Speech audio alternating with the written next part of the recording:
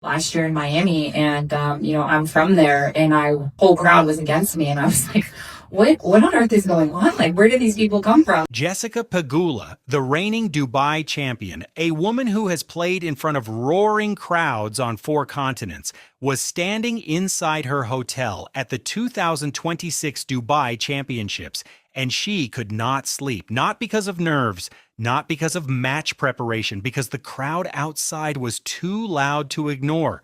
You can hear it from the hotel. You can hear the crowd roaring, especially at night. You can hear it from the hotel, Pegula said. You can hear the crowd roaring at night. It's incredible. The player those fans were roaring for was not in the final. She had already lost. And yet the noise for Alex Eala was louder than the noise for the tournament winner. Now she is in California, and former ATP professional Chris Eubanks is on live television at Indian Wells. The way that she's been able to pack stadiums and the way that her country supports her is something special. Publicly warning that tournament organizers need to put her on a bigger court before someone gets hurt for years. Yeah, Alex is amazing. To understand what is happening in California right now, you need to travel back exactly 14 months. January 2025. Alex Eala, 20 years old, ranked world number 147, a name that meant nothing to the mainstream tennis world. A wildcard level player from a country that had never, not once in the WTA's 53-year history, produced a player inside the top 100. That was 14 months ago. By March 31st, 2025, she had walked into the Miami Open as a wild card and dismantled 3 Grand Slam champions in sequence. Jelena Ostapenko, the 2016 Roland Garros champion, Madison Keys, the reigning Australian Open champion, and then in the quarterfinals she stood across the net from Iga Swiatek, world number 2, 5 Grand Slam titles, the most dominant player in women's tennis across the previous 3 years. Final score, Eala 6-2, 7-5. The stadium did not just cheer, it transformed. Filipino flags filled every visible row. The sound traveled from Miami to Manila before Swiatek had reached the locker room. What followed across the next 9 months was not a career. It was a chain reaction of firsts that had never existed before in Philippine sports history. First Filipina in the WTA Top 100. First Filipina to win a WTA Tour title, the Guadalajara 125 in September. First Filipina to win a Grand Slam main draw match. First Filipina to break into the top 50. 8 separate records, every single one a door that had been locked for 53 years, every single one opened in a single calendar year. By December 2025, Alex Eala was on the cover of Vogue Philippines, photographed in a Nike collaboration shoot, her racket wrapped in the national flower of the Philippines. Tennis had become culture. A player had become a symbol. And then came the moment that confirmed what this all meant. In November 2025, Rafael Nadal, 22 Grand Slam titles, retired from professional tennis since November 2024. A man who had not touched a racket in competition for 1 full year walked back onto the practice court at his own academy. He chose one moment to re-engage with the sport he had spent his life building. He chose to practice with Alex Eala. Afterward, he said, 1 year later, it felt great to be back. The man who founded the academy that forged her, the man whose courts her footwork was carved into across 7 years of training. He came back to tennis for her. She arrives at Indian Wells 2026, ranked world number 32, seeded 31st, the first Filipino ever seeded at a WTA 1000 event. And before she plays a single competitive point, the venue is already bending to accommodate what she brings. But that accommodation, that recognition, did not come freely. The tennis establishment had to be dragged toward it, one catastrophic mistake at a time. The pattern started in January 2026 at the Australian Open. Eala's first ever Grand Slam main draw match, a historic moment for an entire nation, was scheduled on Court 6. Capacity, approximately 1,400 people. A venue built for qualifying round matches. A venue sized for players the tournament did not expect anyone to show up for. Filipino fans queued in lines that stretched across the grounds. Hundreds were locked out. According to multiple reports, the crowds outside court were forced to issue a public statement. Respected tennis journalist Ben Rothenberg wrote in his Bounces newsletter, by acclamation of the throngs who waited in vain for a chance to see her on the ludicrously limited stage, 20-year-old Alex Eala of the Philippines was coronated as the most popular player in tennis right now. The institution's response to that coronation, Court 6, then Dubai, February 2026. The WTA Tour initially gave Eala unfavorable scheduling slots during the Middle East swing. The backlash was direct and immediate. According to the Tennis Gazette, the WTA Tour eventually made the correct Alex Eala scheduling decision, the word finally in that headline doing all the editorial work needed. Now it is March 2026. Chris Eubanks, on live television on the grounds of Indian Wells, is saying publicly, hopefully, we're able to get her in a big court so everyone is able to stay safe around the grounds.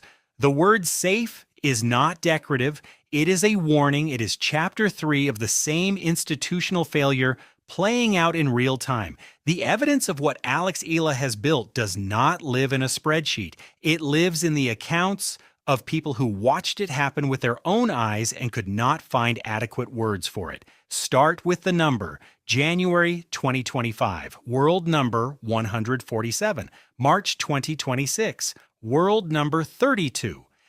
14 months, 48 ranking positions climbed. In the same span, she went from a wild card nobody mentioned in draw previews to the subject of a live segment on Tennis Channel from inside the Indian Wells venue before her first match was even scheduled. Put yourself in the position of Jessica Pegula at Miami, 2025. She is in the semifinals. She is playing at home in her home state in front of her home fans. She is ranked inside the top 5. And she walks onto the court and the crowd is not hers. I was in Miami, Pegula said, playing against an American, but the stadium was full of Filipinos. I was like, what on earth is going on? Where did these people come from? Pegula won that match. She advanced to the final, and she still talks about the crowd, not about the win, about the crowd. The Army was not built at Indian Wells. It was not built at Dubai. It arrived fully formed from 110 million people who had been waiting. Ace for generations for exactly this. The Australian Open 2026 confirmed what the Army already knew about itself. The queue outside Court 6 became the defining image of Eala's star power, a photograph of institutional blindness and fan-base devotion captured in a single frame. A Reddit post showing the overflowing line became one of the most shared images on the tennis internet during the tournament. Ben Rothenberg, one of the most respected voices in the sport, they did not call her a prospect or a rising star. He called her the most popular player in tennis, present tense, full stop. Then came the wait. After Eala lost that match to Alicia Parks in 3 sets on a court that should never have hosted that moment, something dark followed. The same Army that had filled the queue and rattled the walls turned on her. Online hate flooded her mentions. 4-time Grand Slam champion Kim Clijsters addressed it directly on her Love All podcast. When she lost to Alicia Parks at the Australian Open in a close 3-setter, she also got a lot of hate from her fans and from the Philippine world. There's a lot of new things that she's dealing with at such a young age. That is the weight Eala carries that does not appear in a rankings column. The response to that weight was not a statement. It was a schedule. Abu Dhabi quarterfinal, the February 2026. Then Doha, then Dubai, where she defeated Jasmine Paolini, ranked inside the top 6 in the world before beating Sorana Cirstea and reaching the quarterfinals of a WTA 1000 event. She lost to Coco Gauff 0-6, 2-6 in the quarters. The scoreline looked decisive. What actually happened at that match told a different story entirely. Gauff sent a message to Eala's fans after, acknowledging that they had drawn new eyes to the sport, and Pegula, who had just won the tournament, It described standing in her hotel room at night, unable to tune out the sound, not the sound of the tournament, the sound of Eala's crowd. By February 24th, 2026, former world number 11 Steve Johnson was on the Nothing Major podcast with John Eisner and Sam Querrey, three American ATP professionals with a combined century of professional tennis experience. And someone asked the direct question, is Eala a bigger draw than Aryna Sabalenka and Coco Gauff right now? Johnson's answer, yes, dude. It's crazy. He reached for the only recent comparison that fit.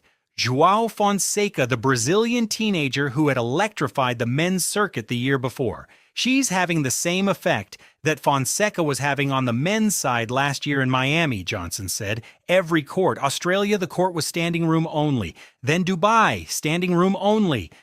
It's massive. Eisner added the commercial dimension that the institution has been slow to understand. I think a lot of people underestimated how big that market is. They finally have a star on the women's side of the game. And Querrey, the plainest of the three, said, if she wins a slam, it would be one of the biggest things in the world. That conversation happened 9 days ago.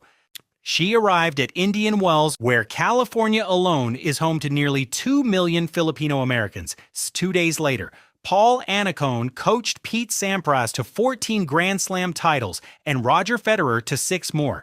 Between those two men, he holds more Grand Slam coaching credits than anyone in the history of the men's game. He has watched, up close, what it looks like when a player becomes something larger than a tennis result. He was at Indian Wells this week on Tennis Channel Live, and when the conversation turned to Alex Eala, he said, she's got a smile that lights up a room. That is not a scout's report. That is a man who has seen 20 Grand Slams won from the coaching box, telling you that what this player carries is not measurable in forehand velocity or serve percentage. The deeper authority stamp, though, belongs to Kim Clijsters. 4 Grand Slam titles, former world number 1. Belgian, no personal, cultural, or nationalistic reason to amplify this story. She looked at what Alex Eala is carrying and reached not for a tennis comparison, but for the most recognizable athlete in American sports history.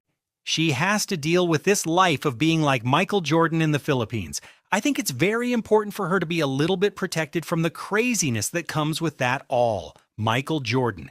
That is the ceiling 4-time Grand Slam champion Kim Clijsters placed on a 20-year-old ranked 32nd in the world. And she said it not as hyperbole. She said it as a warning about the pressure. Indian Wells draws approximately 450,000 attendees over 2 weeks. It is the largest tennis venue outside the 4 Grand Slams. Stadium 1 holds 16,000 people. Tournament directors have been hosting this event for decades without once dealing with a scheduling controversy rooted in a player being too popular for the facilities. They are dealing with one now. California's Filipino American community is the largest concentration of Filipino diaspora on American soil. Nearly 2 million people within driving distance of the Indian Wells Tennis Garden.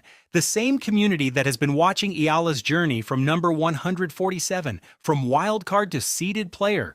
So from qualifier bubble to the main draw of the premier non-slam event in the sport, finally has a venue close enough to show up in numbers that match the sound they have been making from across the ocean. The scoreboard has not kept up with the story yet. She is seeded 31st. She is not in the final yet. She has not won a Grand Slam. But the players who have won Grand Slams are the ones being asked about her in press conferences. March 6th, Eala versus Diana Yastremska in the round of 64, her competitive debut at this event. If she advances, a potential round of 32 rematch with Coco Gauff awaits, the same Gauff who handed her a 0-6, 2-6 result in Dubai 6 weeks ago. Then comes Miami in late March, the city where it all started in 2025, where she returns not as an unknown wildcard but as a seeded player defending the run that changed everything. The tennis establishment is still catching up to what it has on its hands. The audience watching this, the people who found her at number 147 and followed every ranking update, has known for a long time. The world is arriving at the conclusion you reached first. The Australian Open loss to Alicia Parks, played in the chaos of Court 6, won by Parks in 3 sets after Eala had taken the first set 6-0, was Eala's first Grand Slam main draw appearance. It was the match that should have been on a stadium court. It was played in a venue that filled so fast the overflow became a news story. After the loss, Eala posted on Instagram, "3 weeks of fighting with love and pride has come to an end here in Dubai." And in a later post, she quoted fellow Filipina athlete Sabrina Santamaria directly. "It's a privilege to play in front of people who see themselves in you." She then added, "I couldn't agree more. What a privilege it is to do what you love with love." She did not address the hate. She addressed the privilege. That is not denial. That is a 20-year-old who understands exactly what she is carrying and chooses consciously to carry it with open hands instead of clenched fists. 7 weeks later, she arrived in California as a seeded player at a WTA 1000 event, the first Filipino in history to hold that distinction. There is a sound Jessica Pegula could not sleep through. There is a Court Ben Rothenberg called a ludicrously limited stage. For the most popular player in tennis, there is a man named Rafael Nadal who walked back into a practice facility after a full year of retirement, picked up a racket, and hit with the player his academy built. There is a ranking column that read number 147 14 months ago and reads number 32 today, and has not finished moving. Alex Eala did not just enter the WTA Top 32, she activated a diaspora, rewired a scheduling conversation, forced a generational authority figure to invoke Michael Jordan, and built something inside a sport that did not have room for her until she made room herself. The institution put her on Court 6, the Army showed up for Court 6, and now Chris Eubanks is standing inside Tennis Paradise asking organizers, live on television, to please give her a court big enough that nobody gets hurt. Indian Wells 2026 has not yet played its defining match. But the question the sport is already asking is the right one. Is this tournament big enough for what she brought with her? Here is the question for everyone watching right now. Leave your answer below. Does Alex Eala win the Indian Wells title in 2026? And if she does, is it the single greatest moment in Philippine sports history?